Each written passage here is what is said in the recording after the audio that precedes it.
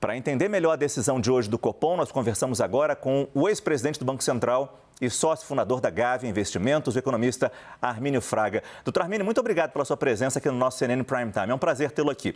A primeira pergunta, naturalmente, é sobre a sua opinião sobre o corte de 0,5 ponto percentual. Surpreendeu, especialmente sabendo da divisão dentro do Copom, quando o próprio presidente do BC, Roberto Campos Neto, votou junto com Gabriel Galípolo pelo corte de 0,5. Boa noite mais uma vez.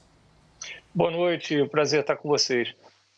Foi uma decisão acertada, a meu ver. O Banco Central agiu de maneira preventiva lá atrás, foi um dos primeiros do mundo a seguir essa direção e a unanimidade em corte existiu. Apenas um grupo de 4 preferia 0,25, então eu diria que é um sinal consistente. Os sinais de fora também apontam nessa direção.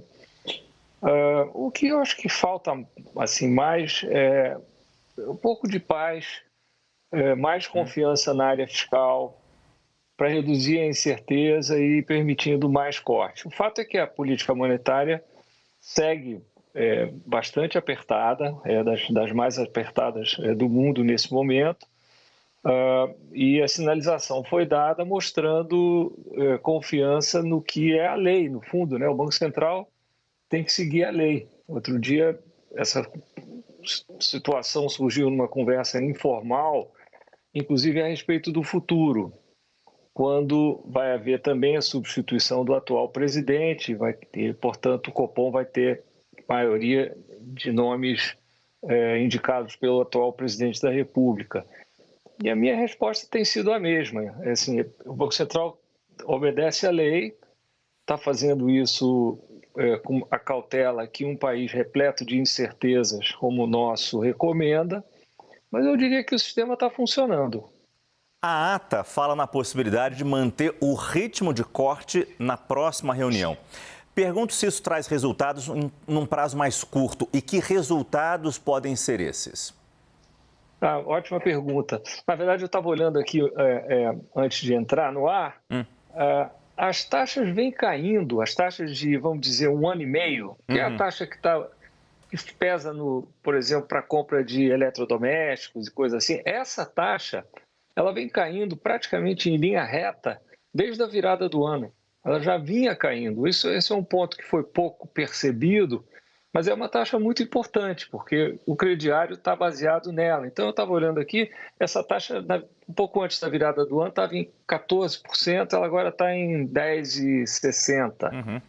Então, as taxas já vêm caindo, a economia está dando sinais ambíguos, mas o fato é que a inflação está mais ancorada. Agora, que movimentos o governo precisa fazer para mostrar que esse corte arrojado foi o mais correto e realmente deve continuar na próxima reunião? Olha, o Copom se reúne a cada 45 dias justamente para fazer uma revisão dos dados, ver se as coisas todas estão no lugar e seguir. O que eles sinalizaram não é uma promessa, é uma sinalização que, a meu ver, foi, eu diria hoje, mais ousada, dado o grau de incerteza que vigora, não só no Brasil, mas fora. Então, assim, quem está interpretando essa decisão hoje como sendo ainda uma posição muito dura, a meu ver, está equivocado. Acho que o Banco Central agiu dessa vez capitalizando em cima de todo o esforço que foi feito e surpreendendo não só pela taxa de 50, 5-4 no placar, mas por exatamente essa posição que você colocou. Quer dizer, eles já sinalizaram que pretendem fazer mais cortes de 0,5%. O senhor já viveu momentos bem diferentes do que temos hoje. É bom lembrar.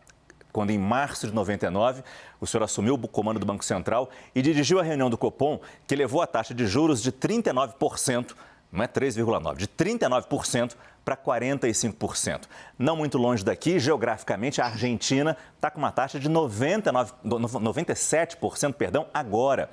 Alguma coisa a gente fez certo até aqui, claro, com sua participação. Como é que a gente não se perde nesse caminho?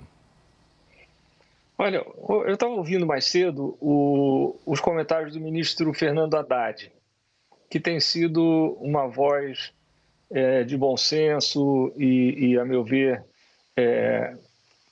ajuda demais a acalmar as expectativas para que o Brasil possa obter esse resultado desejado com um esforço menor. O sinal maior de tudo que está aqui é que o Banco Central precisa de ajuda da área fiscal. E eu diria, nesse momento, o ministro Fernando Haddad está isolado defendendo essa postura, mas felizmente ele está sendo ouvido. Então, assim, a lição da política monetária, eu espero que nós tenhamos aprendido. Eu, com frequência, me pergunto em várias situações por que é que nós não aprendemos, sabe? Falando assim, muito francamente. Mas eu penso que no caso do que está acontecendo hoje, vale a pena a comparação com o que aconteceu com o presidente Lula no seu primeiro mandato. Naquele momento, o Brasil tinha um superávit primário bastante elevado, era uns 3,5% do PIB, a dívida era menor, hoje a dívida é maior e está em tendência de alta ainda. E eu acho que ali houve bom senso e a situação se acalmou rapidamente. Essa é a lição.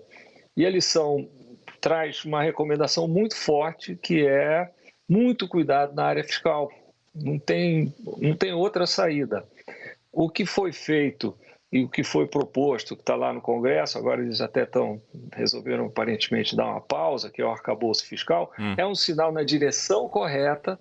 Mas eu acho que o que está acontecendo com as taxas de juros poderia ser ainda mais ousado, ainda melhor, se a situação fiscal tivesse mais controlada. Ela hoje é bem frágil. O Brasil, nessa área, não tem margem de segurança, tá? Não tem mesmo.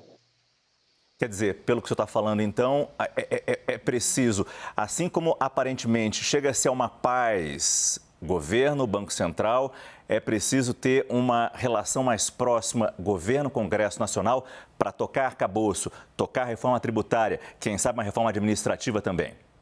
Seria fantástico. Se sair uma reforma administrativa e começar uma discussão sobre a Previdência, que ainda exibe um buraco enorme, as taxas vão cair, sobretudo essas que eu comentei mais cedo, que são as taxas que já projetam o futuro e que, no fundo, é o que conta no dia a dia das pessoas. Armínio Fraga, ex-presidente do Banco Central e sócio fundador da Gávea Investimentos. Muito obrigado pela sua participação no nosso CNN Prime Time. Boa noite. Boa noite, obrigado a vocês.